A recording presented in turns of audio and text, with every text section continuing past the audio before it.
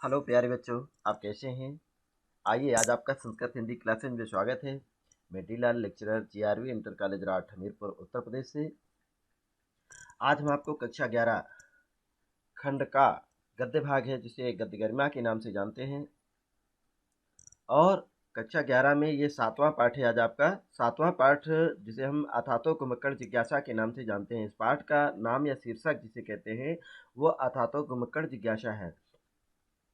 इस पाठ का ये दूसरा भाग है और पहले भाग में आपको राहुल संकृत्यायन जी का जो जीवन परिचय है, उनका साहित्यिक परिचय और उनकी रचनाएं और उनके भाषागत शैलीगत विशेषताओं का आपने अध्ययन किया है। और बहुत ही इम्पॉर्टेंट महत्वपूर्ण ये पाठ है जिसमें कि स्पष्ट किया गया कि राहुल संकृत्यायन जी को जैसे इनके नाना जी फौज में थे और नाना जी विभिन्न भारत के विभिन्न क्षेत्रों में आपने भ्रमण किया और वहाँ का जो सौंदर्य है वो राहुल संकृत्यायन जी को सुनाया करते थे, बताते रहते थे। इसलिए राहुल संकृत्यायन जी के मन में एक यात्रा के प्रति प्रेम का भाव जागृत हुआ। परिणाम स्वरूप आपने इंटरमीडिएट की परीक्षा अर्थात जैसे ही प्रारंभिक शिक्षा ली उसके बाद आपने बनारस से ही आपने इंटर की परीक्षा माध्यमिक अर्थात मिडिल पास किया। उर्दू से आपने मिडिल पास किया था और जैसे ही मिडिल करने के बाद फिर आप निरंतर कई देशों की आपने यात्राएं की, लगभग 12 देशों की कई बार आपने यात्राएं की। और उस यात्रा के माध्यम से जो उन्होंने अनुभव को अपने में उतारा, उस अनुभव को आपने सथातो घुमक्कड़ जिज्ञासा इस पर आपने लिखा। राहुल संकृत्यायन जी ने देखिए बोलगा से गंगा भी लिखी है, मेरी आत्मकथा भी आपने लिखा। बहुत सुंदर आपने इनकी रचनाएं रहीं और आप बहुत ही प्रतिष्ठित, चूँकि आपने एक इनका किस तरीके से आपने ब्राह्मण धर्म को छोड़ करके आपने बौद्ध धर्म को अपनाया और चूँकि आपने बौद्ध धर्म के अनुसार अपना नाम राहुल रखा। सांकृत्यायन जो इनका है वो सांकृत्य गोत्र होने के कारण आपने सांकृत्यायन लिखा, इसलिए पूरा नाम अब आप ये ले राहुल संकृत्यायन लिखते हैं। तो आपने राहुल संकृत्यायन जी के बारे में जो पहली वीडियो में आपने अध्ययन किया है, आज आप क्या पढ़ने वाले हैं ये समझ लें। अथातो घुमक्कड़ जिज्ञासा नामक जो इनका निबंध है, इस निबंध के अंतर्गत आपने राहुल संकृत्यायन जी के क्या विचार थे, इन्होंने क्या अनुभव इसमें दिए हैं, हम आपके लिए कैसे अनुकरणीय है, क्या क्या हमारे लिए इसमें लाभकारी है, इस पर हम आप लोग अध्ययन करेंगे। तो आइए पूरी प्रसन्नता के साथ, मन से हर्षोल्लास के साथ, हंसी खुशी के साथ आप अध्ययन करते हैं पहले इस पाठ का। और पाठ पर आधारित जो प्रश्न है वो अगले कक्षा में, अगली जो क्लास होगी उसमें आपको पढ़ाएंगे और बताएंगे भी। हम आप लोग दोनों लोग मिलकर के बहुत अच्छे से अध्ययन करेंगे, इसलिए आप लोग आइए और पूरे मन के साथ जुड़िए, अध्ययन करते हैं। देखिएगा, ये अथातो घुमक्कड़ जिज्ञासा निबंध है। संस्कृत से ग्रंथ को शुरू करने के लिए संस्कृत से ग्रंथ को शुरू करने के लिए पाठकों को रोष नहीं होना चाहिए।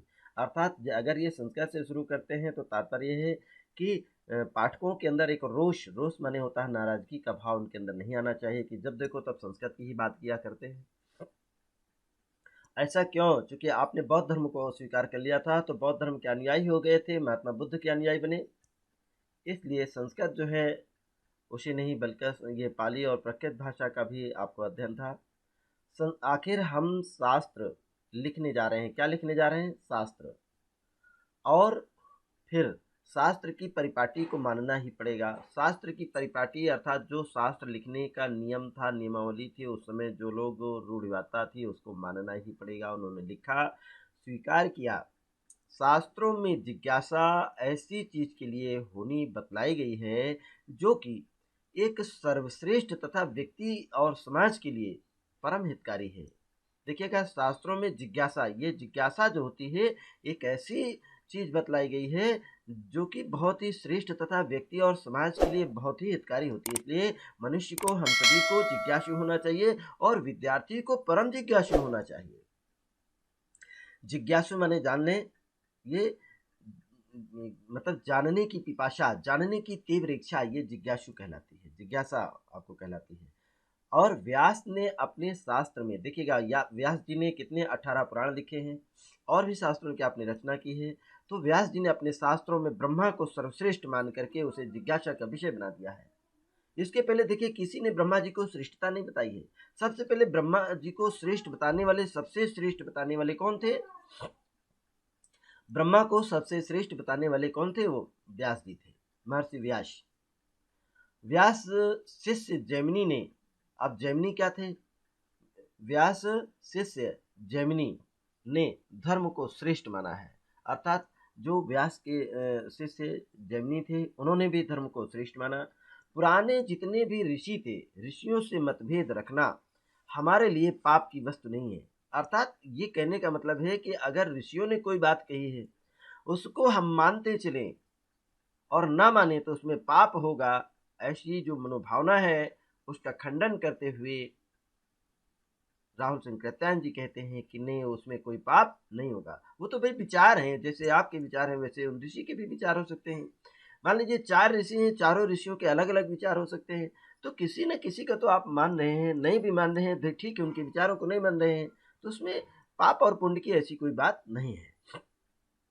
आखिर 6 शास्त्रों के रचयिता 6 आस्तिक ऋषियों में भी अंधों ने, मतलब आधे जो थे 6 आस्तिक ऋषि थे। देखिएगा, ये 6 शास्त्रों के जो रचयिता थे 6 आस्तिक थे। आस्तिक किसे कहते हैं, नास्तिक किसे कहते हैं, ये 1 नंबर का प्रश्न आपसे पूछ लिया जाता है। ये एक शब्द का एक वाक्य लिखना पड़ता है आपको। आस्तिक, जो वेदों को नहीं मानते, जो वेदों की बात को मानते हैं, वेदों को मानते हैं, उसे हम आस्तिक कहते हैं। जो वेदों को नहीं मानते हैं उसे नास्तिक कहते हैं। कोई कोई ये भी कह देता है कि सर जो ईश्वर को मानता है उसे आस्तिक कहते हैं, जो ईश्वर को नहीं मानता है उसे नास्तिक कहते हैं। ईश्वर क्या है, इसलिए वेद को कहा गया है कि जो वेदों को मानते हैं वे आस्तिक होते हैं। ऋषियों में भी आधों ने ब्रह्मा को धता बता दी है। आधों ने मतलब आधे ने ब्रह्मा को धता बता दिया और ब्रह्मा को श्रेष्ठ नहीं बताया है। धता बताने का तात्पर्य आप समझ रहे होंगे, ये एक मुहावरे के रूप में यहाँ पर प्रयोग किया गया है। धता बताना मतलब एक तरीके से उनको धोखा देना, उनको दगा देना या उनको कम समझना। मेरी समझ में दुनिया की सबसे श्रेष्ठ वस्तु है क्या है? घुमक्कड़ी। ये जो राहुल शंकराचार्य जी थे, इनकी जानकारी में इन्होंने जो अनुभव किया अपने जीवन में, वो ये अनुभव किया कि दुनिया की सबसे श्रेष्ठ वस्तु जो है वो, जो आप सोना चांदी रुपया पैसा भवन जमीन और ये सब मानते हैं, उन सबसे श्रेष्ठ क्या है? घुमक्कड़ी है। और घुमक्कड़ी से बढ़कर दुनिया में कोई भी श्रेष्ठ वस्तु नहीं है। घुमक्कड़ से बढ़कर व्यक्ति और समाज का कोई भी हितकारी नहीं हो सकता। बिल्कुल सही बात कही राहुल शंकराचार्य जी ने, इस बात का आप मनन करिएगा। अगर आप देखिए, विद्यार्थी के बारे में जैसे बताया जाता है कि गृह त्यागी, विद्यार्थी को घर छोड़ने वाला होना चाहिए।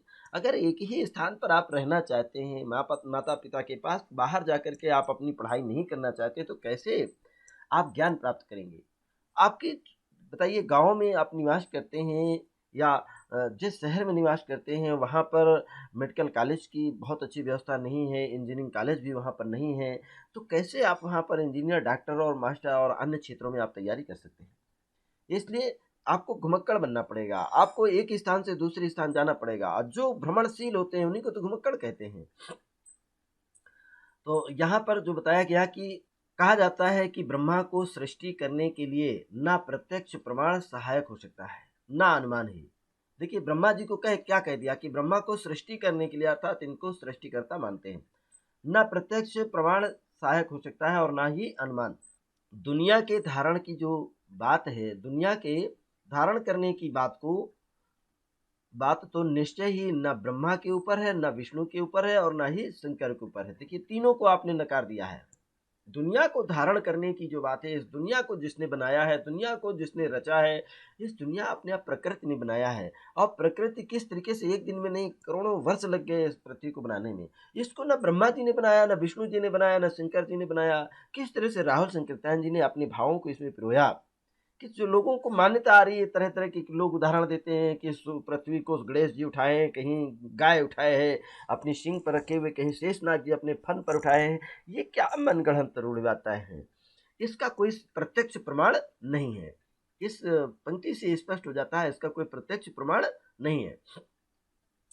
और दुनिया के दुख में चाहे सुख में, देखिए दुनिया चाहे दुख में रहे चाहे सुख में, सभी यदि सहारा पाती है तो घुमक्कड़ों की ओर से। किससे पाती है? घुमक्कड़ों की ओर से।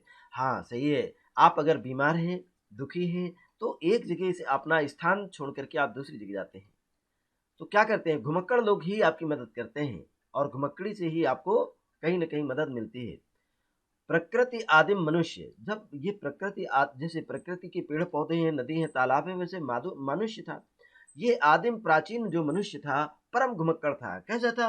घुमक्कड़। आज यहाँ पर है, कल वहाँ पर है, यहाँ से कुछ जेब में खाने की वस्तु मतलब हाथ में ले गया और जा करके खा करके दूर फेंक दिया, तो वहाँ पर किस तरीके से खेती बाड़ी बागवानी घर द्वार से मुक्त रह करके वो क्या करता था? खेती बागवानी तथा घर द्वार से मुक्त। आज आप लोग क्या करते हैं? खेती की, ये हमारी खेती है, बागवानी करते हैं तो ये हमारी बागें हैं, घर है, द्वार है, ये सब बना करके आप रहते हैं। लेकिन पहले क्या था?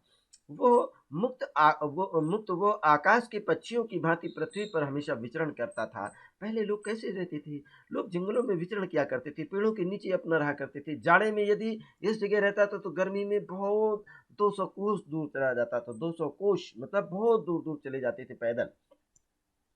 इस तरह से ये पहले के जो मनुष्य होते थे, क्या उस समय भगवान नहीं था? क्या उस समय ब्रह्मा जी और विष्णु जी और ये शंकर जी नहीं थे? अगर थे तो इन लोगों को क्यों इधर-उधर दूर भागना पड़ता था? अरे! वो भी फूँक मार करके विश्वकर्मा जी को कह देते एक बढ़िया-सी आप नगरी बना दीजिएगा, इंद्रपुरी बना दीजिएगा, वहाँ पर लोग रहेंगे।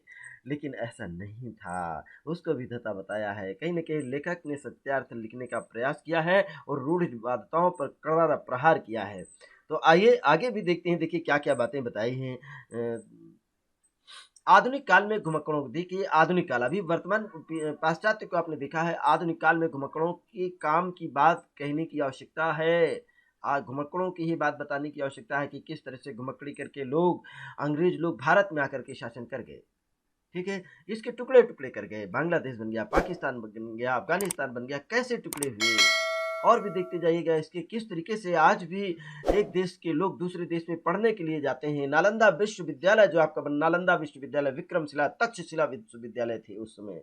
इन विश्वविद्यालयों में श्रीलंका की परीक्षाएँ भी यहाँ से आयोजित होती थीं, तो दूर-दूर की परीक्षाएँ, पूरा पाकिस्तान, अफ़गानिस्तान और पूरा बांग्लादेश, नेपाल, भूटान, इन सभी की परीक्षाएँ यहाँ से होती थीं। ये पड़ोसी देश थे। दूर-दूर से लोग आज भी दूर-दूर से लोग पढ़ने के लिए आते हैं, क्योंकि लोगों ने घुमक्कड़ों की कृतियों को चुरा ले के अब क्या किया है, ये जो घुमक्कड़ लोग थे, इन्हीं लोगों ने कुछ अपनी रचनाएँ, अपना अनुभव, अपना दर्शन लिखते थे और उन्हीं को लोगों ने चुरा लिया, चुरा करके अपने नाम से उसको गला फाड़-फाड़ करके अपने नाम से प्रकाशित किया है। क्या किया है? ये चोर थे भारत के लोग, जिन्होंने दूसरे की रचनाओं को चुरा करके और अपने नाम से उसको प्रकाशित किया, जिससे दुनिया जानने लगी कि वस्तुतः को तेली के कोल्हू के बैल ही दुनिया में सब कुछ करते हैं। अर्थात ये जो लेखक गला फाड़-फाड़ करके चिल्ला रहे हैं, कुछ रचनाएँ इन्होंने दूसरों की रचनाओं की नकल की है और वो दुनिया को ये सिद्ध करने लगे हैं कि हम ही कोल्हू के तेल के बैल हैं, अर्थात तेली के कोल्हू के बैल हम ही हैं। अर्थात ये देखिए किस तरीके से मुहावरों का प्रयोग और इन्होंने क्षेत्रीय भाषा का प्रयोग किया है, भाषा को सरल बनाया है और हृदयग्राह बनाया है। आधुनिक विज्ञान में चार्ल्स डार्विन का स्थान बहुत ऊंचा था। यह आधुनिक विज्ञान है। उसने प्राणियों की उत्पत्ति बताई है। चार्ल्स डार्विन ने क्या बताया? प्राणियों की उत्पत्ति, मानव वंश के विकास पर ही अद्वितीय खोज नहीं की है। देखिएगा, और वंश के विकास पर ही अद्वितीय खोज, सबसे अनोखी खोज आपने डार्विन ने की है। बल्कि कहना चाहिए कि सभी विज्ञानों को डार्विन के प्रकाश में दिशा बदलनी पड़ी। अतः डार्विन ने एक दिशा, जो प्रकाश की दिशा बताए, उसी में सभी लोग चल पड़े। लेकिन क्या डार्विन अपने महान आविष्कारों को कर सकता था यदि उसने घुमक्कड़ी का व्रत न लिया होता? डार्विन एक बहुत बड़े घुमक्कड़ थे और विभिन्न देशों की यात्राएं की, उन्होंने अपना अनुभव और सब जगह से उन्होंने जो प्रकाश की उत्पत्ति के बारे में बताया, तो उस प्रकाश की ओर दुनिया के अन्य वैज्ञानिक लोग उसका अध्ययन किया और अपने नए नए खोजों को उन्होंने दुनिया के सामने रखा, अपना नाम कमाया। लेकिन इसका मूल कारण ये बताया गया कि डार्विन एक अच्छे घुमक्कड़ थे। डार्विन क्या थे? घुमक्कड़। घुमक्कड़ का मतलब घूमने वाले थे। अगर वो घुमक्कड़ी का व्रत न लिए होते, एक देश से दूसरे देश की यात्राएं न करते, आते जाते नहीं, तो क्या वो इतनी बड़ी सफलता प्राप्त कर पाते या वो इतने बड़े आविष्कारक हो सकते थे? चलिए और भी देखिए क्या बताते हैं। लेखक का मानना है कि मैं तो मानता हूँ कि पुस्तकें भी कुछ-कुछ घुमक्कड़ी का रस प्रदान करती हैं। हाँ, यदि आप नहीं जानते हैं, हिमालय पर्वत नहीं जाना चाहते हैं, तो हिमालय पर्वत जो लोग गए हैं, उन्होंने जो रचनाएँ लिखी हैं, यदि आप उसका अध्ययन कर लेते हैं, तो कुछ आनंद की अनुभूति और कुछ रस आपको मिल जाएगा। लेकिन जिस तरह फ़ोटो देख कर के आप हिमालय के देवदारू के गहन वनों तथा श्वेत हिम मुकुट सौंदर्य शिखरों का सौंदर्य, उनके रूप, उनकी गंध का अनुभव नहीं कर सकते हैं। लेखक का मानना ये है कि हम फ़ोटो तो देख सकते हैं कि हाँ, ये हिमालय है, यहाँ पर इस तरीके के पेड़ हैं। लेकिन पेड़ों से निकल जो सुगंध है और जो खिले हुए फूल हैं, पर्वतों पर जो बर्फ़ ढकी हुई है और कितना वो सुंदर है, कितना कैसा वातावरण है वहाँ का, उसका आप वास्तविक रूप में अनुभव नहीं कर सकते हैं।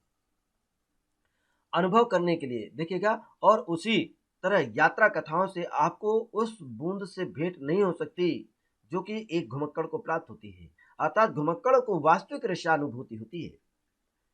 घुमक्कड़ी ही सबसे श्रेष्ठ धर्म है।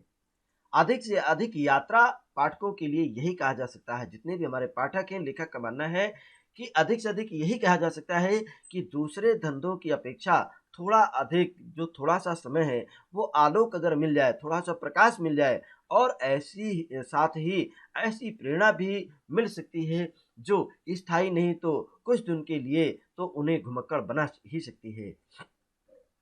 लेखक का मानना है कि यदि आप घुमक्कड़ शास्त्र को आप अध्ययन करते हैं, तो आपके मन में भी घूमने के लिए एक बीज अंकुरित होगा। उस बीज के कारण निश्चय ही आप कुछ न कुछ घुमक्कड़ हो सकते हैं और घुमक्कड़ बन सकते हैं। घुमक्कड़ क्यों दुनिया की सर्वश्रेष्ठ विभूति है? बहुत अच्छी बात बताई देखिए कि आप जान लीजिएगा। लेखक ने क्या बताया है कि दुनिया की सर्वश्रेष्ठ वस्तु घुमक्कड़ क्यों है? उसको ये विभूति सबसे कीमती वस्तु है। इसलिए कि क्या है? उन्होंने बताया कि इसलिए उसी ने आज की दुनिया को बनाया है। हाँ, घुमक्कड़ लोगों ने ये दुनिया को बनाया। हमारे पास देखिए जो लड़ाकू विमान थे वो नहीं थे। कहाँ से आए? बाहर से आए। हमारे पास मिसाइलें नहीं थी, कहाँ से आई? कहीं न कहीं बाहर से आई। कैसे आई? घुमक्कड़ों ने ही बनाया। घुमक्कड़ी के कारण ही आपको प्राप्त हुई। इसीलिए यदि आदिम मनुष्य जो पुरुष था पहले का, वो पुरुष एक जगह नदी या तालाब के किनारे गर्म मुल्क में पड़े रहते, तो वो दुनिया को आगे नहीं ले जा सकते थे। बिल्कुल सही बात कही है। यदि आदमी की घुमक्कड़ी ने बहुत बार खून की नदियाँ बहाई हैं। क्या बहाई हैं? कई बार आप देखिएगा ये भारत की खोज किसने की है? आपको पता है? विद्यार्थियों आप जानते हैं कि भारत की खोज किसने की? अमेरिका की खोज किसने की है? कोई न कोई तो घुमक्कड़ था ही। चलिए उसी तरीके से आप उनको कई बार उनके साथी जो उनके साथ में घुमक्कड़ी कर रहे होते हैं, कई बार वो बेचारे नदी में डूब गए, समुद्र में डूब गए और कई बार उनका वो मारे गए। इसमें कोई संदेह नहीं और घुमक्कड़ों से हम हरगिज़ नहीं चाहेंगे कि वे खून के रास्ते को पकड़ें।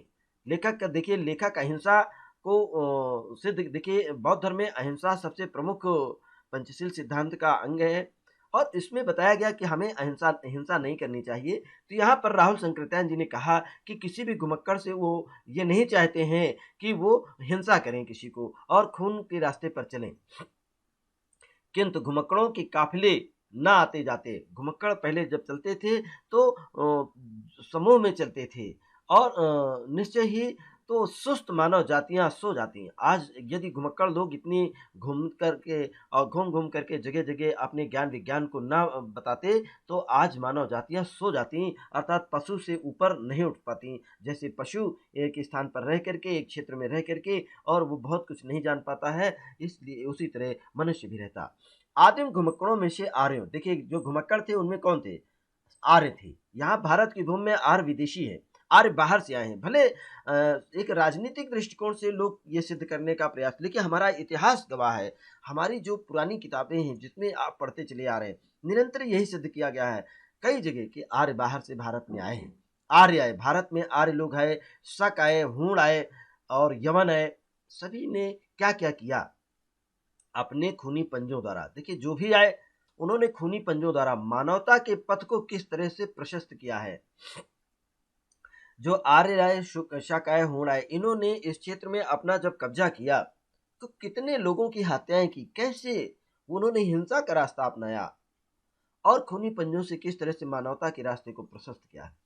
इसे इतिहास में हम उतना स्पष्ट वर्णित नहीं कर पाते हैं, अर्थात उसको हम सही भाषा में लिख नहीं पाते हैं, किंतु मंगोल घुमक्कड़ों के करामातों को तो हम अच्छी तरह जानते हैं। देखिए, मंगोल लोग भी आए यहाँ पर, और मंगोल लोग बाबर है, तुगलक है, कौन कौन, ये लोधी, सैयद, खिलजी, तब सभी लोग आए। तो इन लोगों ने किस तरीके से भारत में बारूद, तोप, कागज, छापाखाना, दिग्दर्शक और चश्मा, यही चीजें थी सब यहाँ पर, जिन्होंने पश्चिम ने विज्ञान युग का आरंभ किया। किसका आरंभ किया है?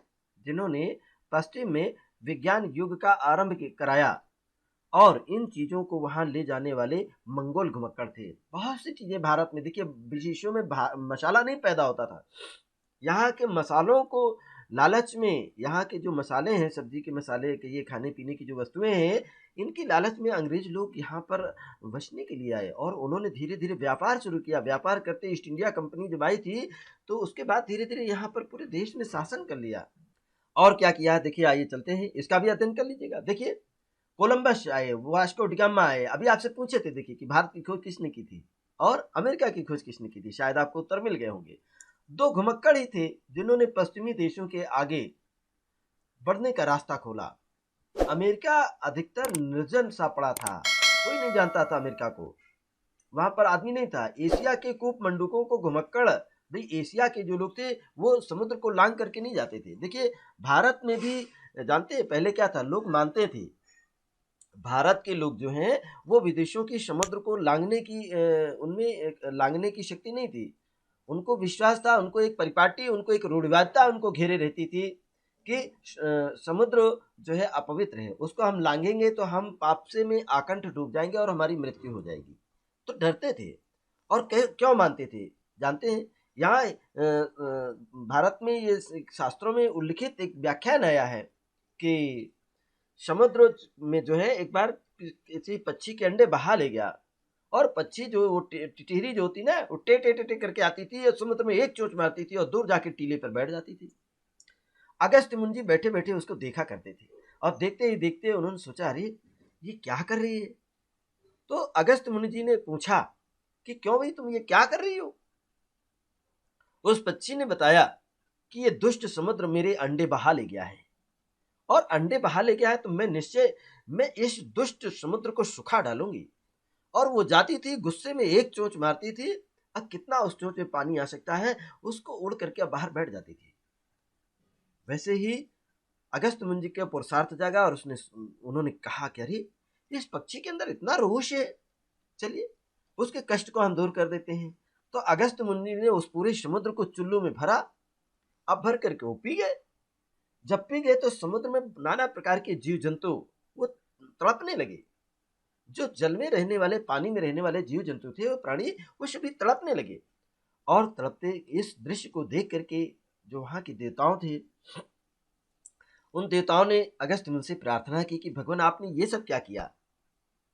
कि भाई मैंने तो, ये तो समुद्र पच गया, और कहें भगवान ये सब प्राणी तड़प रहे हैं, इनका कल्याण कीजिएगा, कोई ना कोई रास्ता निकालिए, आप ही उपाय निकाल सकते हैं। तो कहा अच्छा। अगस्त मुनि जी वहीं बैठे बैठे फिर उन्होंने खड़े होकर कहा, ठीक है जाइए हम उपाय करते हैं। वो खड़े खड़े वही टॉयलेट कर दिया। बताते हैं कि ये अगस्त मुनि जी के पेशाब से ये समुद्र जो है भर गया है, इसीलिए समुद्र का पानी खारा है। समुद्र का पानी खारा है, और ये कहते हैं ना कि मतलब मूत्र है, और इसलिए इसको लांघना पाप है। तो भारतीय लोग कभी भी समुद्र को लांघते नहीं थे। लेकिन ये जो हमारे यहाँ वास्को डिगामा है, कोलंबस है, और भी पश्चिमी देशों से आने वाले लोगों ने ये घुमक्कड़ धर्म की महिमा भूल गए, और कूप मंडूक, जो यहाँ एशिया के कूप मंडूकों को घुमक्कड़ धर्म की महिमा भूल गई थी। इसलिए उन्होंने अमेरिका पर अपनी झंडी नहीं गाड़ी, अर्थात अमेरिका पर जाकर के आपने कब्जा नहीं किया एशिया के लोग, बल्कि बाहर के लोग जरूर एशिया में आकर के उन्होंने कब्जा कर लिया। 2 शताब्दियों पहले तक ऑस्ट्रेलिया खाली पड़ा था। चीन और भारत को सभ्यता का बड़ा गर्व था, चीन को भी और भारत को भी, क्योंकि यहाँ बौद्ध धर्म था। चीन में भी बौद्ध धर्म था, आज भी बौद्ध धर्म है, भारत में भी बौद्ध धर्म था, और दोनों बौद्ध धर्म में आस्था रखते थे। क्योंकि पंडित जवाहरलाल नेहरू पंचशील सिद्धांत नामक जो पाठ है आप कक्षा 12 में पढ़ रहे हैं, तो पंचशील सिद्धांत के आधार पर भी बताया गया कि चीन और भारत की जो मित्रता हुई थी वो बौद्ध धर्म के आधार पर हुई थी। और क्यों हुई थी? क्योंकि दोनों ही बौद्ध धर्म में आस्था रखते थे, चीन और भारत। ये पंडित जवाहरलाल नेहरू जी प्रथम प्रधानमंत्री हुए थे, उस समय समझौता भी हुआ था। लेकिन इनको इतनी अकल नहीं आई कि जाकर वहां अपना झंडा गाड़ाते। कोई भी भारतीय बाहर जाकर के अपना झंडा नहीं गाड़ पाया। आज तक कोई भी भारत के लोग विदेश में अपना कहीं पर भी अपना शासन नहीं किया है। बल्कि भारत को जरूर लोग कहते हैं कि ये तो गुलामों का देश है, यहाँ पर आर्य आए, शक आए, हूण आए, यवन आए, अंग्रेज आए, सभी ने जो आया वही इसको लूटा और यहाँ की सामग्री को ले गया। और इसीलिए यहाँ के लोगों ने, जब बौद्ध धर्म शासन था, यहाँ पर लोग कहते थे सोने की चिड़िया है। कैसी चिड़िया है? सोने की चिड़िया। आप देखिएगा, लेकिन इनको इतनी अकल नहीं है कि वहां जाकर अपना झंडा गाड़ाते। और आज अपने 40-50 करोड़ की जनसंख्या के भार से भारत और चीन की भूमि दबी जा रही है। देखिए, जिस समय ये राहुल शंकरत्यायन जी थे, उस समय जो जनसंख्या का आंकड़ा था, अनुमानता, वो लगभग जो है कि 40 से 50 करोड़ के बीच जनसंख्या रही। आज देख रहे हैं उत्तर प्रदेश की जनसंख्या लगभग बहुत हो गई, और भारत और चीन की भूमि दबी जा रही है। और ऑस्ट्रेलिया में तो 1 करोड़ भी आदमी नहीं है वहां पर, यहाँ पर 40-50 करोड़ आदमी है, और ऑस्ट्रेलिया में 1 करोड़ आदमी भी नहीं था उस समय। आज एशियाइयों के लिए ऑस्ट्रेलिया के द्वार बंद हैं। ऑस्ट्रेलिया, भाई एशियाई लोग वहां नहीं पहुंच पा रहे हैं, उनके नहीं जा पा रहे हैं। लेकिन 2 सदी पहले वो हमारे हाथ की चीज थी। 2 सदी पहले चाहते इंडिया वाले तो निश्चय ही वो ऑस्ट्रेलिया को अपने कब्जे में ले सकते थे और वहां अपना झंडा गाड़ सकते थे, वहां आपका शासन होता। क्यों? भारत और चीन ऑस्ट्रेलिया की अपार संपत्ति, भारत और चीन ऑस्ट्रेलिया की अपार संपत्ति और अमित भूमि से वंचित रह गए। वहां जो खनिज संपदा है और जो वहां की भूमि है उससे आप वंचित रह गए। इसीलिए कि घुमक्कड़ धर्म से विमुख थे। भारत के लोग घुमक्कड़ी नहीं करते थे और उसे भूल चुके थे। ये घुमक्कड़ी ही सबसे बड़ा कारण था जो हमारा देश, घुमक्कड़ी लोग आए और भारत में लूटपाट किए, भारत में अपना शासन किया था। देखिएगा, राहुल शंकरत्यायन जी ने बहुत अच्छी बातें बताई हैं और निश्चय ही कहीं ना कहीं हम आपके लिए कल्याणकारी हैं, और हम आप सभी को ये शिक्षा मिलती है कि हमें आपको बहुत ही घुमक्कड़ भी होना चाहिएगा। चलिए आगे देखते हैं और क्या बताया इन्होंने। देखिए,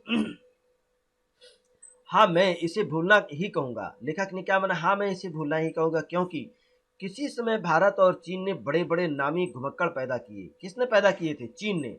भारत और चीन ने भी बड़े बड़े नामी घुमक्कड़ पैदा किए।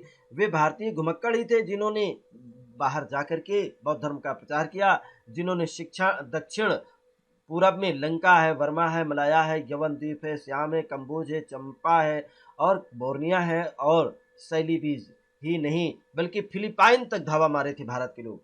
और एक समय तो जान पड़ा कि न्यूजीलैंड और ऑस्ट्रेलिया भी बृहत्तर भारत के अंग बनने वाले हैं, लेकिन कूप मंडूकता तेरा सत्यानाश हो जाए।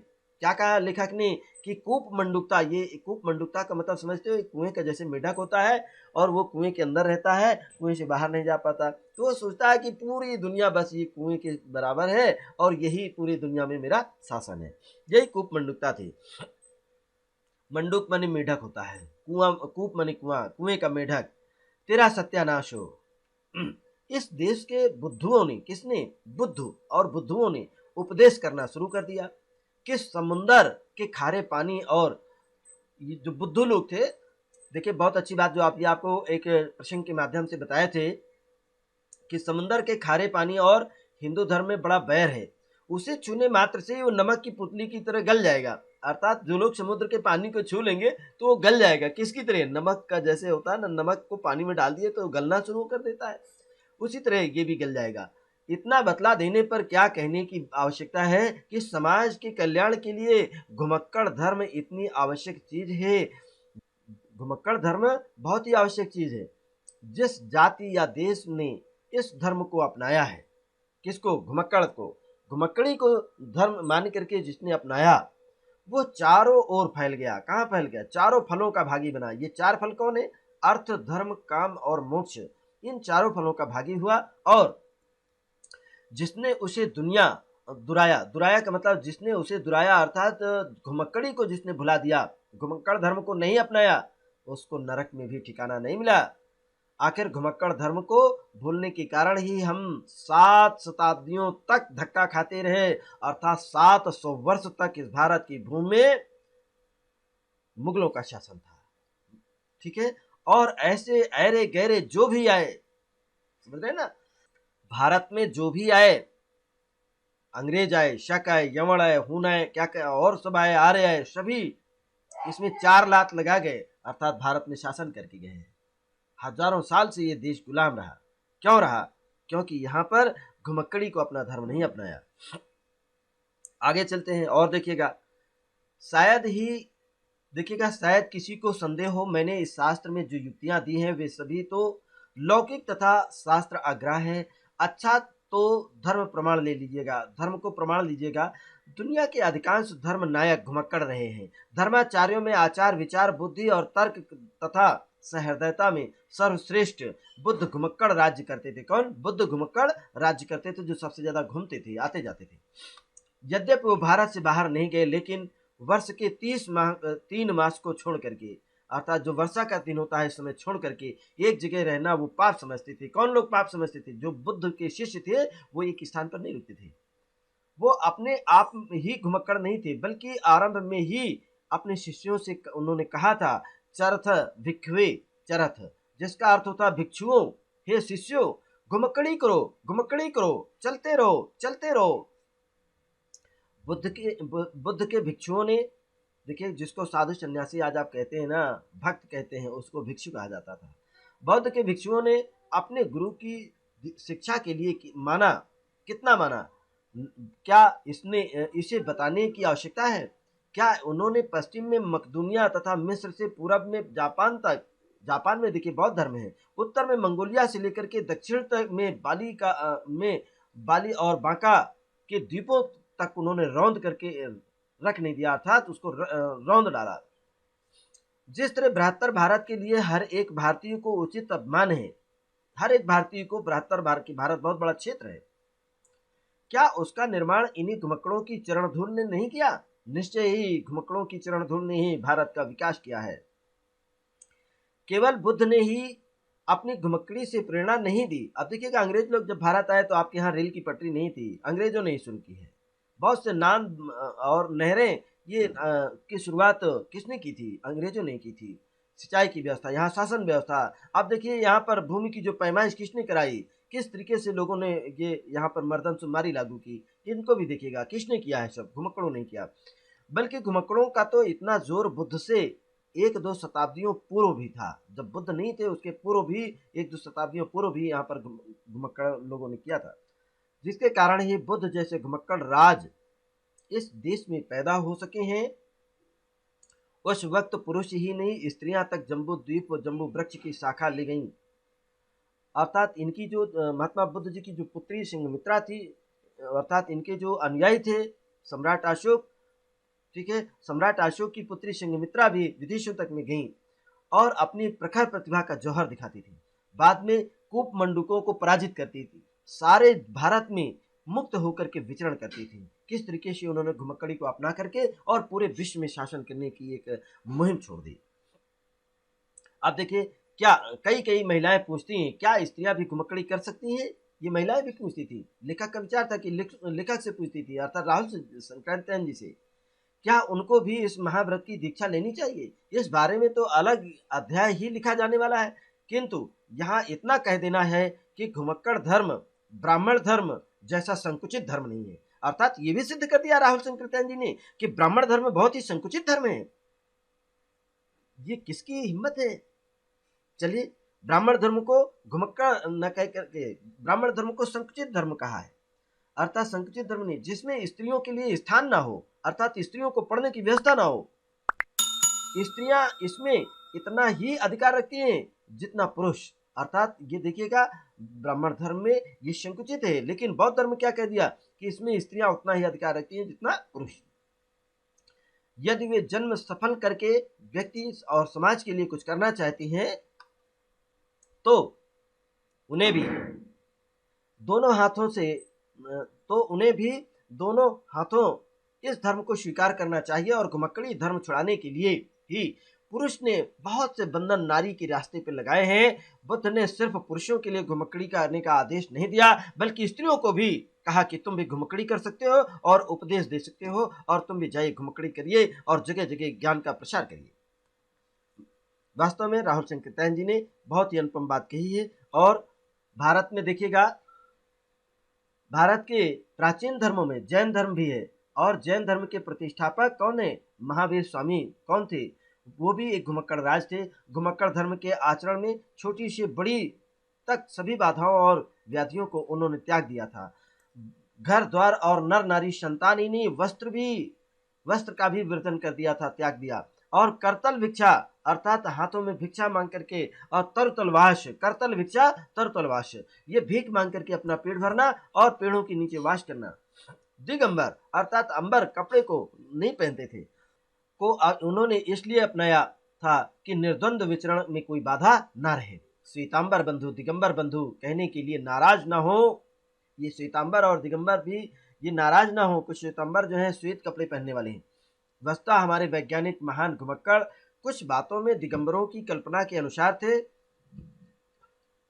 और कुछ बातों में श्वेतांबरों के उल्लेख के अनुसार, लेकिन उसमें तो दोनों संप्रदाय और बाहर के मर्मज्ञ भी सहमत है कि भगवान महावीर स्वामी जी दूसरी तीसरी नहीं प्रथम श्रेणी के घुमक्कड़ थे, और वो आजीवन घूमते ही रहे। वैशाली में जन्म लेकर के विचरण करते ही पावा में उन्होंने अपना शरीर छोड़ दिया। ये पावा में उन्होंने अपना शरीर छोड़ा था। महात्मा बुद्ध और महावीर से बढ़कर के कोई त्याग, यदि कोई त्याग, तपस्या और सहृदयता का दावा करता है तो मैं उसे केवल दंभी कहूंगा, घमंडी कहूंगा। आजकल कुटिया या आश्रम बना करके तेली की बैल की तरह कोल्हू से बंधे कितने ही लोग अपने को, देखिएगा, बहुत मठाधीश बन गए हैं, अपने को अद्वितीय महात्मा कहते हैं। ये चेलों से कहलवाते हैं, लेकिन मैं तो कहूंगा घुमक्कड़ी को त्याग करके यदि महापुरुष बना जाता तो फिर ऐसे लोग गली गली में देखे जाते। मैं तो जिज्ञासुओं को खबरदार कर देना चाहता हूँ, सावधान करना चाहता हूँ। लेखक ने क्या कहा था? सावधान करता हूँ कि वे ऐसे मुलम्मे वाले महात्माओं और महापुरुषों के चक्कर से बचें, उनकी फेर से बचें, उनके बाधाओं में ना आए। वे स्वयं तेली के बैल तो हैं ही, और दूसरों को भी अपने ही जैसा बनाना चाहते हैं। इसलिए यहाँ पर बुद्ध और महावीर जैसे जो महापुरुषों की घुमक्कड़ी की बात से यही नहीं मान लेना होगा कि दूसरे लोग ईश्वर के भरोसे गुफा या कोठरी में बैठ करके सारी सिद्धियां पा गए या पा जाते हैं। यदि ऐसा होता तो शंकराचार्य, जो साक्षात परम ब्रह्म परमेश्वर कहलाए अपने को, क्यों भारत के चारों कोनों की छानते रहे, अर्थात क्यों भारत में भ्रमण करते रहे? शंकर को शंकर किसी ब्रह्मा ने नहीं बनाया है, शंकर को शंकर किसी ब्रह्मा ने नहीं बनाया है। उन्हें बड़ा बनाने वाला यही घुमक्कड़ी धर्म था। आज शंकर बराबर घूमते रहे। आज केरल देश में थे तो कल कुछ महीनों के बाद मिथिला देश में पहुंच गए, और अगले साल कश्मीर में या हिमालय में पहुंच गए। किस तरीके से एक दूसरे भाग में रहे। शंकर तरुणाई में ही शिवलोक सिधार गए थे। तरुणाई शंकर जी को बताया क्या गया कि शंकर जी जवानी में ही शिवलोक सिधार गए, अर्थात वो मर गए। किंतु थोड़े से जीवन में उन्होंने सिर्फ 3 भाष्य ही नहीं लिखे शंकराचार्य जी, बल्कि अपने आचरण से अनुयायियों को वो घुमक्कड़ी का पाठ पढ़ा गए कि आज भी उनके पालन करने वाले सैकड़ों लोग मिलते हैं। वास्को डी गामा ने भारत में पहुंचने से पहले बहुत से शंकर के शिष्यों, शंकराचार्य जी के जो शिष्य थे, उन शिष्य मास्को और यूरोप तक पहुंचे थे। उनके साहसी शिष्य सिर्फ भारत के चारों ओर धर्म से ही संतुष्ट नहीं थे, बल्कि उनमें से कितनों ने जाकर के वाकू अर्थात रूस, पहले वाकू कहते थे, रूस में भी धूनी रमाई। एक ने पर्यटन करते हुए वोल्गा तट पर निजी नोवोग्राद के महामेले को देखा था। और नोवोग्राद नामक एक महामेला वोल्गा के किनारे पर लगता था, वहां पर जाकर के मेला का भी दर्शन किया था। इसी के साथ देखिएगा, रामानुजाचार्य और माधवाचार्य वैष्णवाचार्य के अनुयायी मुझे क्षमा करें यदि मैं उन्हें कहूं कि उन्होंने भारत में कूपमंडुता का प्रचार में बड़ी सरगर्मी दिखाई। भला हो रामानंद और चैतन्य महापुरुष का, जिन्होंने पंख के पंकज अर्थात कीचड़ के पंकज कमल बनकर के आदिकाल से चले जाते महान घुमक्कड़ धर्म की फिर से प्रतिष्ठापना की। किसने किया था? ये रामानंद जी ने। और जिसके फलस्वरूप प्रथम श्रेणी के तो नहीं किंतु द्वितीय श्रेणी के बहुत से घुमक्कड़ उनमें पैदा हुए। ये बेचारे वाकु की बड़ी ज्वालाई में तक अर्थात जहाँ वहाँ तक भी पहुँचे अर्थात रूस में जाकर के पहुँचे, और उनके लिए तो मानसरोवर तक पहुँचना भी बहुत मुश्किल था, और अपने हाथ से खाना बनाना, मांस अंडे छू जाने पर अपने धर्म को चला जाना कहते थे। हाड़ तोड़ सर्दी के कारण लघु शंका के बाद बर्फीले पानी से हाथ धोना, हर महाशंका की बात देखिए आप जी बहुत बड़ी अव्यवस्था है कि लोग लघु शंका के बाद तुरंत जो है हाथ को कहते हैं धोइएगा, अर्थात हर महाशंका के बाद स्नान करना तो यमराज को निमंत्रण देना है। आप बताइए कोई बीमार आदमी है ठंडी प्रदेशों में जाकर के वो हर काम को जो है के बाद तुरंत नहाएगा तो क्या होगा, इसलिए बेचारे फूंक फाक करके ही घुमक्कड़ी कर सकते थे। इसमें कोई उज्र हो सकता है, अर्थात कहीं न कहीं उसे मना हो सकता है। शैव हो चाहे वैष्णव हो, वेदांती हो चाहे सैद्धांती हो, सभी को आगे बढ़ाया केवल घुमक्कड़ धर्म ने बढ़ाया है, और सभी को घुमक्कड़ों ने ही कहीं न कहीं उनको रास्ता दिखाया है। तो इस तरह से प्यारे बच्चों हमारे साथ आइए, और कुछ काफ़ी पाठ है रह गया है इसके बाद, और अभी ये शायद 2 पीडीएफ में जाना चाहिए बेटा। दूसरी शताब्दियों की बात को छोड़िए, देखिए हाँ, महान घुमक्कड़ बौद्ध धर्म का भारत से लुप्त होना क्या था कि तब कूपमंडिता का हमारे देश में बोलबाला हो गया। 7 शताब्दियां बीत गई थी, और इन 7 शताब्दियों में दासता और परतंत्रता हमारे देश में पैर तोड़ कर बैठी गई। यदि कोई आकस्मिक बात नहीं थी, ये कोई आकस्मिक बात नहीं थी। समाज के अगुओं ने चाहे कितना ही कूपमंडूक बनाना चाहा, लेकिन इस देश में ऐसे माई के लाल जब तक पैदा होते रहे जिन्होंने कर्म पथ की ओर संकेत किया है। और हमारे इतिहास में गुरु नानक जी का समय दूर का नहीं है, लेकिन अपने समय के भी महान घुमक्कड़ थे गुरु नानक जी। और भारत में उन्होंने भारत भ्रमण को ही पर्याप्त नहीं समझा, बल्कि ईरान में भी प्रचार प्रसार किया, अरब तक उन्होंने धावा मारा। और घुमक्कड़ी किसी बड़े योग से कम नहीं है, सिद्धिदायनी है और सिद्धि प्रदान करने, और जैसे योग के माध्यम से आपको सिद्धि प्राप्त होती है, उसी तरह से ये घुमक्कड़ी भी योग की तरह आपको सिद्धि प्रदान करने वाली है। और निर्भीक तो वो एक नंबर का बना देती है कि आपके अंदर डर भय निकाल करके अलग कर देती है। आइए आगे चलते हैं। देखिए राहुल संकटैया जी ने क्या बताया है कि दूसरी शताब्दियों की बात को छोड़िए, अभी शताब्दी में भी नहीं बीती है, इस देश में स्वामी दयानंद को विदा हुए, अर्थात दयानंद सरस्वती जी के बारे में बताया। याद करते हुए स्वामी दयानंद जी को ऋषि दयानंद किसने बनाया? घुमक्कड़ी धर्म ने बनाया था, उनको ऋषि बनाया। उन्होंने भारत के अधिक से अधिक भूभागों का आपने भ्रमण किया, पुस्तकें लिखते थे, शास्त्रार्थ करते, वो बराबर भ्रमण करते रहे।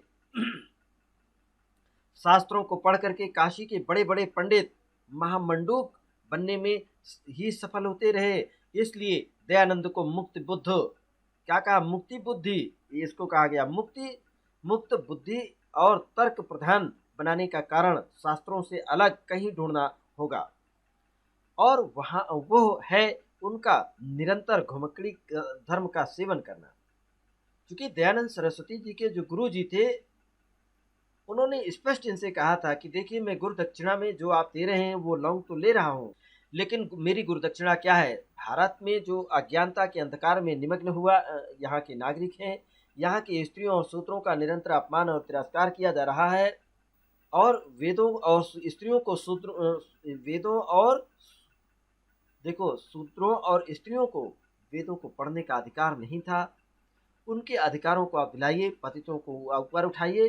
तो निरंतर भ्रमण करने के लिए उनके गुरु जी ने प्रेरित किया, और गुरु जी की आज्ञा प्राप्त करके स्वयं महर्षि दयानंद सरस्वती जी ने, महर्षि दयानंद देखिए कहलाए अपने को, महर्षि दयानंद जी ने जगह जगह जाकर के ये पाखंड खंडन की जो पाखंड खंडनी पताका को स्थापित किया हरिद्वार में, और वहां से दूर दूर जाकर के भ्रमण करके आपने देखिएगा हिमालय की तलहटियों में गए, और वहां पर भी आपने पुस्तकें पढ़े, शास्त्रार्थ लिखे, और ये वेदों पर टिप्पणियां लिखी, वेद में टीका लिखी आपने।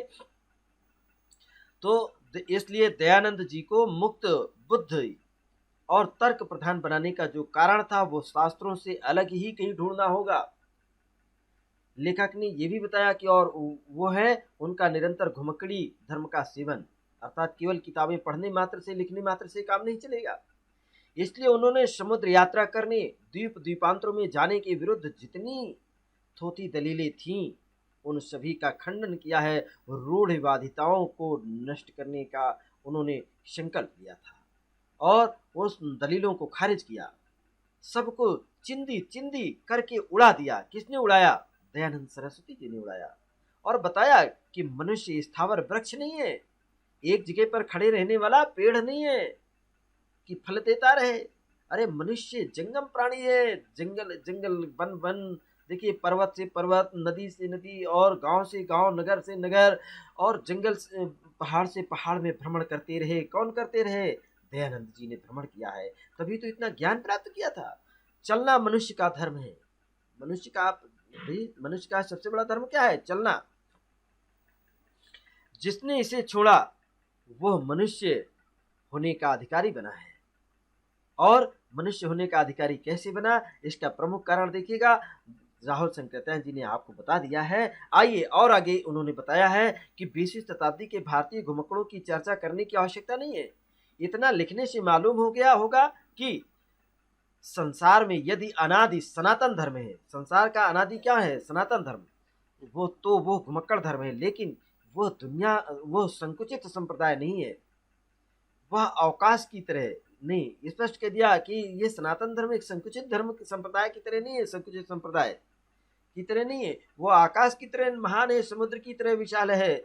जिन धर्मों में, अर्थात समुद्र में देखिएगा, आकाश बहुत विशाल है, आकाश को नापना आसान नहीं है। समुद्र की गहराई इतना गहरा, इतना विशाल है, उसको नापना आसान नहीं है समुद्र की गहराई को। जिन धर्मों ने अधिक यश और महिमा प्राप्त की है, वो केवल घुमक्कड़ धर्म के ही कारण प्राप्त की है। प्रभु ईसा मसीह एक अच्छे घुमक्कड़ थे, उनके अनुयायी भी ऐसे ही घुमक्कड़ थे, जिन्होंने ईसा के संदेश को दुनिया के कोने कोने में पहुंचाया है। इतना कहने के बाद कोई संदेह नहीं रह गया कि घुमक्कड़ धर्म से बढ़कर दुनिया में कोई नया, सबसे अच्छा कोई धर्म है। अर्थात दुनिया में सबसे बढ़ करके जो धर्म है वो घुमक्कड़ धर्म है, इससे बढ़कर कोई धर्म दुनिया में नहीं है। धर्म भी कोई छोटी बात है, उसे घुमक्कड़ के साथ लगाना उसकी महिमा, अर्थात उसकी महिमा घटी समुद्र की रावण बसा पड़ोस वाली बात होगी। इसलिए घुमक्कड़ के साथ धर्म नहीं लगाना चाहिए। अर्थात धर्म की छोटी बात है, धर्म की बात छोटी है, उसे घुमक्कड़ के साथ लगाना समुद्र, जैसे समुद्र के बारे में बताया गया कि महिमा घटी समुद्र की, रावण बसा पड़ोस वाली बात होगी। अर्थात यहाँ पर भी देखिए मुहावरेदार लोकोक्ति परक भाषा का आपने प्रयोग किया है। और घुमक्कड़ होना आदमी के लिए परम सौभाग्य की बात होती है। यह पंथ अपने अनुयायियों को मारने के बाद किसी काल्पनिक स्वर्ग का प्रलोभन नहीं देता। इसके लिए तो यह कह सकते हैं कि क्या खूब सौदा नकद है, क्या खूब सौदा नकद है, इस हाथ से लो और उस हाथ से दो। घुमक्कड़ी यही कर सकता है जो निश्चिंत है। किन साधनों से संपन्न होकर के आदमी घुमक्कड़ बनने का अधिकारी हो सकता है, ये आगे बतलाया जाएगा। और किंतु घुमक्कड़ी के बारे में क्या बताया गया है, देखिए आगे स्वयं में स्पष्ट किया उन्होंने कि आगे के लिए चिंताहीन होना आवश्यक है। घुमक्कड़ी के लिए चिंताहीन होना चाहिए। अर्थात यदि आप चिंतित रहेंगे तो आप घुमक्कड़ी नहीं कर सकते हैं। अपने परिवार की चिंता करते हैं तो आप घुमक्कड़ी नहीं कर सकते हैं। इसलिए चिंताहीन होकर के, चिंता से रहित होकर के ही एक सर्वश्रेष्ठ घुमक्कड़ बन सकते हैं। और चिंताहीन होने के लिए घुमक्कड़ी ही परम आवश्यक है। दोनों का देखिए अन्योन्याश्रित जिसे कहा जाता है, अन्योन्याश्रय होना दूषण नहीं बल्कि भूषण है, स्पष्ट उन्होंने लिखा है। अन्योन्याश्रय का मतलब होता है एक दूसरे पर आश्रित होना।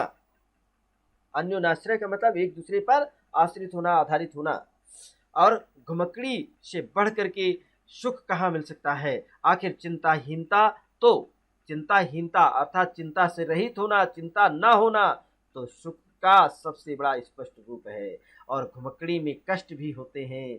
लेखक ने कैसे स्पष्ट किया कि जो घुमक्कड़ काम करते हैं, घूमते फिरते हैं, तो कहीं ना कहीं छोटा मोटा कष्ट भी उनको होता है। लेकिन उसे उसी तरह समझिए जैसे भोजन में मिर्च होती है, और मिर्च में यदि कड़वाहट ना हो तो क्या कोई मिर्च को प्रेमी उसे हाथ लगाएगा, अर्थात मिर्च को खाएगा?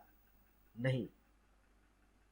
वस्तुतः घुमक्कड़ी में कभी कभी होने वाले कि ये कड़वे अनुभव उसके रस को और अधिक बढ़ा देते हैं, अर्थात छोटे छोटे जो कष्ट होते हैं घुमक्कड़ी में, उसके घुमक्कड़ी के आनंद को और अधिक बढ़ा देते हैं। उसी तरह जैसे काली पृष्ठभूमि में चित्र अधिक खिल उठता है। यहाँ पर लेखक ने उद्धरण शैली का भी प्रयोग किया है और व्यंग्यात्मक शैली का भी प्रयोग किया है, आपने विचारात्मक शैली का भी प्रयोग किया है। तो ये भाषा इनकी आपकी बहुत ही सरल, शुद्ध, परिमार्जित और संस्कृतनिष्ठ भाषा का आपने प्रयोग किया है। आइए आगे क्या बताए हैं। व्यक्ति के लिए घुमक्कड़ी से बढ़कर कोई नगद धर्म नहीं है। बहुत अच्छी बात कही है, इससे अच्छा कोई नगद धर्म नहीं है। एक हाथ से लो, दूसरे हाथ से दो। जाति का भविष्य, देखिएगा, जाति का भविष्य घुमक्कड़ी पर निर्भर करता है।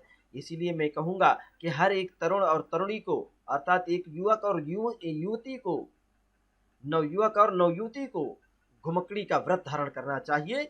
इसके विरुद्ध दिए जाने वाले सारे प्रमाणों को झूठ और व्यर्थ समझना चाहिए। यदि माता पिता विरोध करते हैं तो समझना चाहिए कि वे भी प्रहलाद के माता पिता के नवीन संस्करण हैं। बहुत अच्छी बात कही गई कि प्रहलाद के माता पिता उसके लिए अच्छा नहीं करने दे रहे थे। यदि हितु बांधव, हितु और बांधव का मतलब हितु माने आपका मित्र, बांधव जो भाई परिवार वाले हैं, सभी बाधा उपस्थित करते हैं, तो निश्चय ही समझना चाहिए कि वे दिवांध हैं। दिवांध माने क्या होता है? दिन में भी अंधे के समान है। यदि धर्माचार्य कुछ उल्टा सीधा तर्क देते हैं तो समझ लेना चाहिए कि इन्हीं ढोंगियों ने संसार को कभी सरल और सच्चे रास्ते पर चलने नहीं दिया है। किसने नहीं चलने दिया है सरल और सच्चे रास्ते पर? धर्माचार्यों ने, जो उल्टा सीधा पाखंड बताते हैं, रूढ़िवादिता पैदा करते हैं। यदि राज्य और राजसी नेता अपनी कानूनी रुकावटें डालते हैं तो हजारों बार के तजुर्बा की हुई बात है कि महानदी के वेग की तरह, महानदी में पानी का बहाव तेज होता है, उसकी उस गति की तरह घुमक्कड़ की गति को रोकने वाला दुनिया में कोई पैदा नहीं हुआ है। बड़े से बड़े कठोर पहरे वाली राज्य की सीमाओं को इन घुमक्कड़ों ने आंख में धूल झोंक करके उस पहरेदारों को भी, अर्थात पहरा निश्चय ही उसको पार किया है, अर्थात अंदर कहीं न कहीं प्रवेश कर लिया है। मैंने स्वयं एक से अधिक बार ऐसा किया है। पहली तिब्बत यात्रा, देखिएगा उन्होंने लिखी तिब्बत यात्रा भी की है, में अंग्रेजों ने बाधा डाला था, फिर भी आप तिब्बत गए। नेपाल राज्य तथा तिब्बत राज्य सीमा रक्षकों की आंखों में धूल झोंक करके आपने तिब्बत की यात्रा की, नेपाल की यात्रा कई बार की है आपने, ठीक है। तो ये आपने अनुभव आपने प्रयोग हैं। और इसी के साथ ही राहुल शंकरत्यायन जी ने स्पष्ट लिखा कि संक्षेप में उन्होंने निष्कर्षता कह दिया है, ये कह सकते हैं कि यदि कोई युवक और युवती, तरुण और तरुणी और तरुण घुमक्कड़ धर्म की दीक्षा लेता है तो यह मैं अवश्य कहूँगा कि यह दीक्षा वही ले सकता है जिसमें बहुत भारी मात्रा में हर तरह का साहस हो, हिम्मत हो। तो उसे किसी बात की नहीं सुननी चाहिए, ना माता के आंसू बहने की उसे परवाह करनी चाहिए, ना पिता के भय और उदास होने वाली स्त्री की भी कभी भी नहीं माननी चाहिए, ना भूल से विवाह कर लाई हुई अपनी पत्नी के रोने धोने की उसे चिंता करनी चाहिए, ना किसी तरुणी को अर्थात नवयुवती को अभागे पति के कलपने की बात कर सोचनी चाहिए। बस शंकराचार्य के शब्दों में यही समझना चाहिए। अभी शंकराचार्य जी ने क्या समझाया था कि निस्त्रेण गुण्यैः पथि विचरतः को विधा को निषेधः, अर्थात उन्होंने स्पष्ट किया और मेरे गुरु कपोतराज का वचन, देखिए इनके गुरु जी थे, अर्थात ये जो राहुल शंकरत्यायन जी थे, इनके गुरु जी कौन थे? उनके गुरु जी कपोतराज, नाम आप सुन लीजिएगा, गुरु जी का नाम आपने बताया है। कपोतराज के वचन को अपना पथ प्रदर्शक बनाना चाहिएगा। और उन्होंने स्पष्ट लिखा था कि सैर कर दुनिया की गाफिल, जिंदगानी फिर कहाँ, जिंदगानी गर रही तो नौजवानी फिर कहाँ। वास्तव में लेखक का मानना है कि दुनिया की सैर करना चाहिए और जिंदगी बार बार नहीं मिलती है, विभिन्न क्षेत्रों में जाकर के आनंद की अनुभूति और उसका अनुभव लेना चाहिए। अगर जिंदगी भी रहेगी तो आपके अंदर ये नौजवानी और ये साहस आपके अंदर नहीं रहेगा। लेखक ने पहले ही स्पष्ट कर दिया है कि सबसे ज्यादा घुमक्कड़ को साहसी होना चाहिए, हिम्मती होना चाहिए। और इस बात की चिंता नहीं करनी चाहिए कि चाहे माता जी की परवाह नहीं करनी चाहिए, ना अपनी सुंदर पत्नी की परवाह करनी चाहिए, ना पिताजी का भय होना चाहिए। भूल करके ये ब्याह करके जो पत्नियां लाते हैं या कोई प्रेमिका हो, उसकी भी चिंता नहीं कर कल्पने की, उसकी तड़पने की चिंता नहीं करनी चाहिए। स्पष्ट कर दिया है कि इन सबको त्याग करके ही आप निश्चय ही विचरत करें, विचरता मैंने भ्रमण करें। इसी को इस्माइल मेरठी जी ने कहा, ये श्लोक है, बताया गया शेर है। इस शेर को सभी लड़के याद कर लें, बहुत अच्छा शेर है, आपके जीवन में चार चांद लगा देगा। ये इस्माइल मेरठी नाम याद रखें, लेखक का नाम है, ये शेर उन्हीं का है। और इसी के साथ आपने लिखा कि दुनिया में मनुष्य का जन्म एक ही बार होता है। देखिए इसी का भावार्थ लिखा गया है कि दुनिया में मनुष्य का जन्म कितने बार होता है, एक बार होता है। और ये व्यर्थ बेवकूफ़ बनाते हैं कि मनुष्य का जन्म हजारों बार भी आप अच्छे कर्म करेंगे तो पुनः मानव का जन्म होगा, कुछ कहा नहीं जा सकता है, इसका कोई प्रमाण नहीं।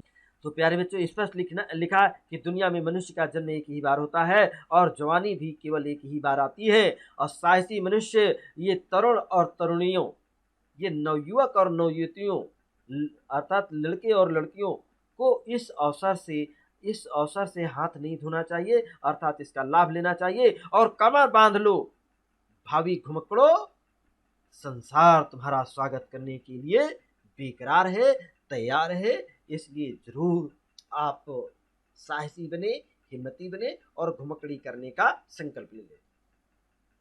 प्यारे बच्चों, इसी के साथ राहुल शंकर त्याग जी ने जो अभी तक आपके लिए ये घुमक्कड़ शास्त्र से लिया गया जो ये निबंध है अथा तो घुमक्कड़ जिज्ञासा, इस पाठ का आपने अध्ययन किया, इसके आवश्यक अंश की आपको व्याख्या भी की गई। और इस पूरे पाठ को आप एक बार फिर से ध्यान लगा करके इसको सुन लीजिएगा, मनन करिएगा, चिंतन करिएगा। हम सभी के लिए कल्याणकारी है, इस देश को आगे बढ़ाने में, इसकी एकता और अखंडता को बनाए रखने में, इसको उन्नति करने में निश्चय ही हम आप सभी सहायक होंगे।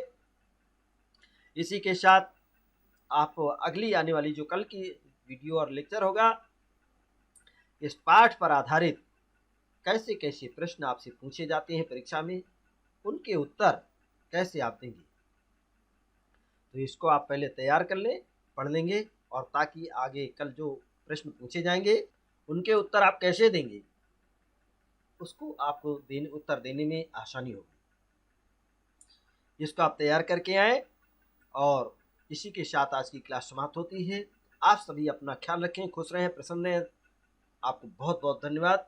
हम फिर मिलेंगे, तब तक के लिए आप सभी को हमारा नमस्कार, धन्यवाद।